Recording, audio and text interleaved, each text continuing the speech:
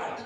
దీన్ని చూడడం వల్ల వచ్చేటువంటి ఫలితం ఏమిటి, జరిగేటువంటి విశేషం ఏమిటి, ఇవన్నీ మనం తెలుసుకోవాలి. మన సాంప్రదాయం ఈవేళ అధోగతిగా పాలైపోతుంది. కొంతమంది తయారయ్యి వైదికపరమైనటువంటి వృత్తి వాడికి తెలియదు, మంత్రార్థం వాడికి తెలియదు, దీని గురించి ఏమీ వాడికి తెలియదు, పెద్దల గట్ల వినడం కూడా తెలియదు. తెలియనటువంటి వాళ్ళు కొన్ని ఆచారాన్ని మలిచి తప్పుడుగా మన చేత కొన్ని కార్యక్రమాలు చేయిస్తూ ఉంటారు. దానివల్ల ఏమైపోతుందో తెలుసా, ఏమి నష్టపోతామో ఈ యొక్క కార్యక్రమంలో చూపిస్తారు మీకు. వివాహానికి ముందు విఘ్నేశ్వర పూజ ఎందుకు చేయాలి, రక్షాబంధన అంటే ఏమిటి, పుణ్యాహవాచనం అంటే ఏమిటి, ఎందుకు పెద్దవాడైనటువంటి మామగారు చిన్నవాడైనటువంటి అల్లుడికి కాళ్ళు కడుగుతాడు, కాళ్ళు కడిగి కన్యాదానం ఎందుకు చేయాలి, ఎందుకు వర పూజ చేస్తారు, ఎందుచేత యొక్క జీలకర్ర బెల్లం ఎందుకు పెట్టాలి, ఇంకోటి ఏదో పెట్టచ్చు కదా, అదే ఎందుకు పెట్టాలి, శుభముహూర్తం కింద. అసలు తలంబరాలంటే ఏమిటి, ఎలా పోసుకోవాలి, ఒకడు 3 సార్లేని ఒకడు 4 సార్లేని అక్కర్లేదని చాలా తప్పదు. దాని గురించి కూడా మీకు విన్నవించి చేస్తాను. శాస్త్రాధారం అంతే తప్ప ఎవడో ఏదో చెప్పాడంటే వినడానికి వీలేదు. దేనికైనా శాస్త్రం ఉండాలి. శాస్త్రం వేద విహితమైనటువంటిది. శాస్త్రం వేదాన్ని కాదనేటువంటి వాడు ఎవడో ఇప్పుడు పుట్టలేదు. అయితే వేద విహితమైనది, వేదాన్ని కాదని గాయత్రి, అది విషయం. గాయత్రిలోంచి వచ్చినటువంటి వేదము, వేదంలోంచి వచ్చినటువంటిది శాస్త్రం. శాస్త్రాన్ని అనుసరించి వచ్చినటువంటి దతిమావన్నీ కూడా చేత ఎందుకు ఈ తలంబరాలు అనేటువంటి కార్యక్రమాన్ని చేస్తారు, ఎందుకు మాంగళ్య ధారణ, దానివల్ల వచ్చేటువంటి విశేషం ఏమిటి, ఎందుకు కట్టాలి అసలు స్త్రీ మేళం, ఇలా బ్రహ్మముళ్ళు అంటే ఏమిటి, ఎందుకు ఈశ్వర కళ్యాణం చేస్తారు, ఈ ఈశ్వర కళ్యాణం చూడడం వల్ల మనకు వచ్చేటువంటి లాభం ఏమిటి, ఇవన్నీ కూడా మనం విశిదంగా చక్కగా ప్రశాంతంగా ఒడిదుడుకు లేకుండా శ్రీశైలం వేలూరి ఇంత చక్కగా కూర్చోబెట్టి నీకు చూపించడం. 1 గంటలో ఏం కనిపిస్తాడు, పొమ్మంటాడు. నువ్వు తిరుపతి వెళ్ళు, ఇలా నేను చేయించినట్టుగా మనం వేట్లపాలెంలో చేయించాం, అలా తిరుపతిలో కూడా చేయించలేడు, వాళ్ళే ఒప్పుకున్నారు.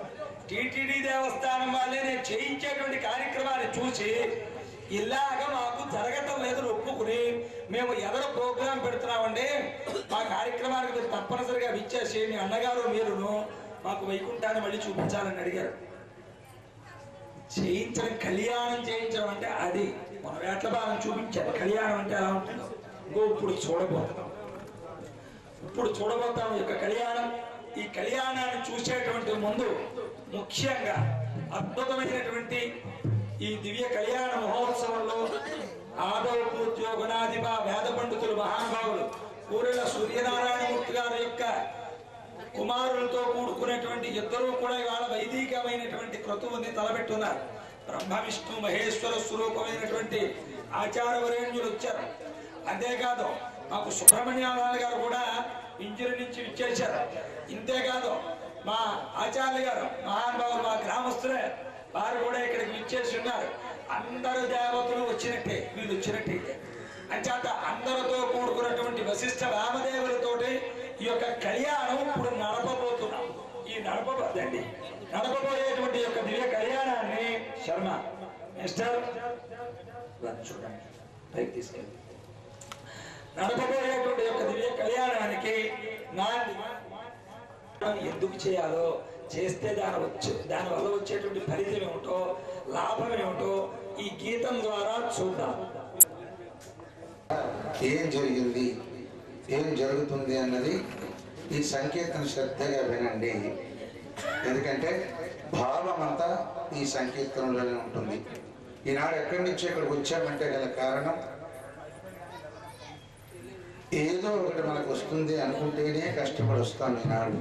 లేకపోతే మనందరం మామూలు మనుషులు. అట్లాంటి సాధకులు అంటే వాళ్ళు కూర్చుంటారు చాలాసేపు, మనం సాధకులం కాదు. నాకేంటి అంటే చిన్నపిల్లలు కూడా షాపుకి వెళ్ళినట్టు అంటే కనుక శివ పార్వతుల కళ్యాణమును చూడగలండి, శివ పార్వతుల కళ్యాణమును చూడగలండి, శివ పార్వతుల కళ్యాణమును చూడగలండి, శివ పార్వతుల కళ్యాణమును చూడగలండి, గాయత్రి ఆస్థానమున ఆది దంపతుల కళ్యాణం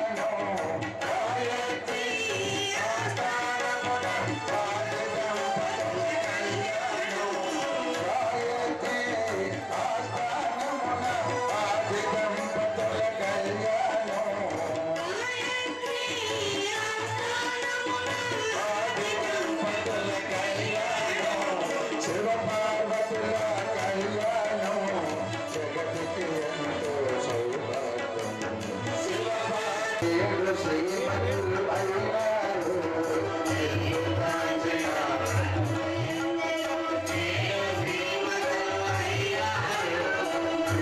రాచిన మరువలందరూ నేను శ్రీమతులు అయ్యారు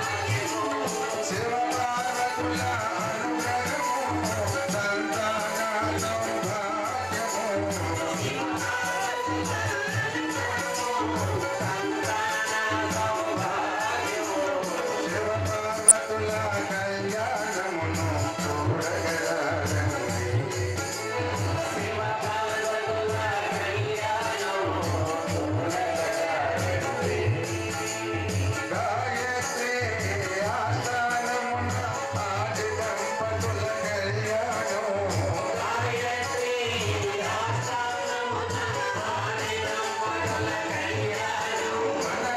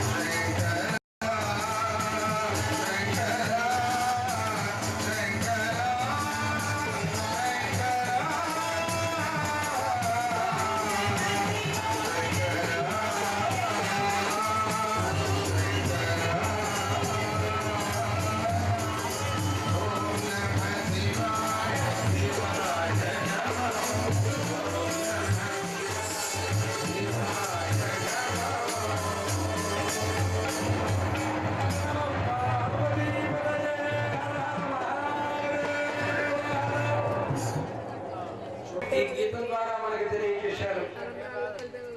ఇప్పుడు ఈ కళ్యాణం జరగడానికి ముందు మనకు అర్హత కావాలి. ఆ అర్హత సంపాదించుకోవడం కోసం అత్యుత్తమరేణ్యులు గణపతిని చేసిన తర్వాత ఎక్కువసేపు ఉంచకూడదండి.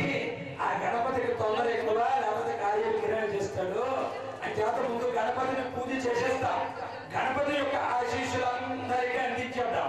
అప్పుడు మనకు అర్హత వచ్చేస్తుంది. ఇందువల్ల పరమేశ్వరుడు యొక్క అనుగ్రహానికి పాత్రలైపోతాం. మనందరూ కూడా కళ్యాణాన్ని చూడాలి. ఆ గణపతి పూజని చక్కగా మన అత్యుత్తమరేణ్యులు నడిపిస్తారు. ఆ గణపతి పూజ అంతా చక్కగా స్వామిని ఆస్వాదించి కాగేసి కూర్చోబెట్టి నవరత్న ఖండిత సింహాసనం వేసి షోడశోపచార పూజలన్నీ కూడా చేస్తారు. చక్కగా అందరూ కూడా చూడండి, చేయించుకునేటువంటి వాడి పుణ్యమే అంత గొప్పదైతే చూసేటువంటి వాడి పుణ్యం ఎంత గొప్పది. అందుచేతను ఈవేళ చిన్న గొడవ జరిగేది పొద్దున, అది కూడా చెప్తాను. గణపతి పూజ అయిపోయిన తర్వాత చెప్తాను.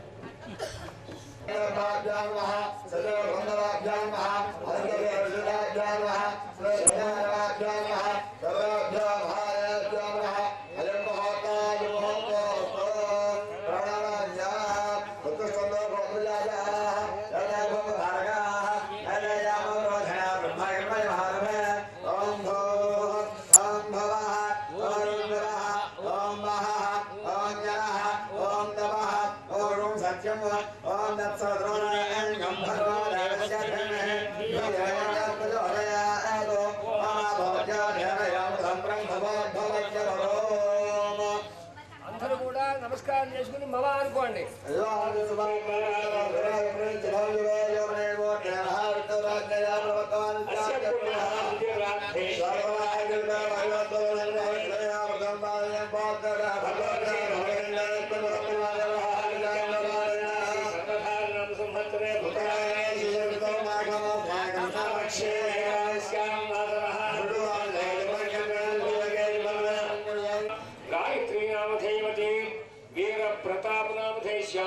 साई सुधनामधेयत्याः सह कुटुम्बस्याः चक्रपालगोत्रः गोपालकृष्णादिनामधेयस्याः धर्मपत्नी समेतस्याः सुजातनामधेयत्याः सह कुटुम्बस्याः कुमारस्य लक्ष्मणप्रसादरेड्डिनामधेयस्याः अस्य कुमारस्य वेङ्कट राममोहनरेड्डिनामधेयस्य सह कुटुम्बस्याः बुधगोत्रः राममूर्तिनामधेयस्याः धर्मपत्नी समेतस्याः सर्वलक्ष्मीनामधेयत्याः सह कुटुम्बस्याः अस्य कुमारस्य वीरवेङ्कट रमणनामधेयस्य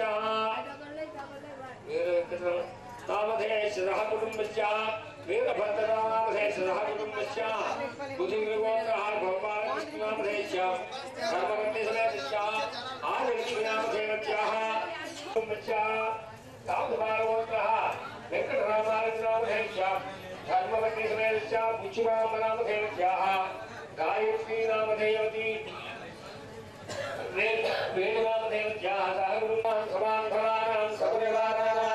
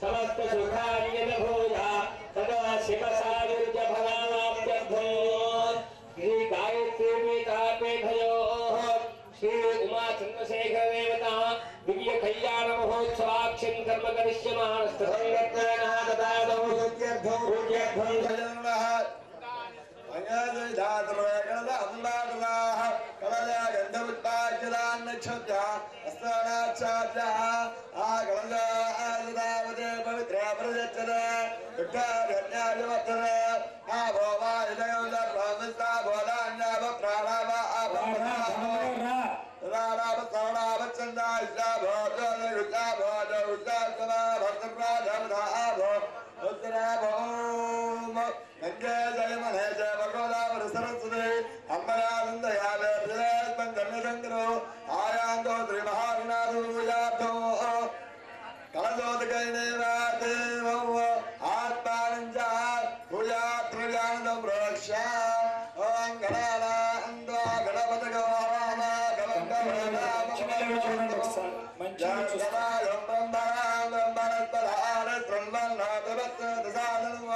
गणपति बाबायामि स्थापयामि बोधयामि असने देवल Dharma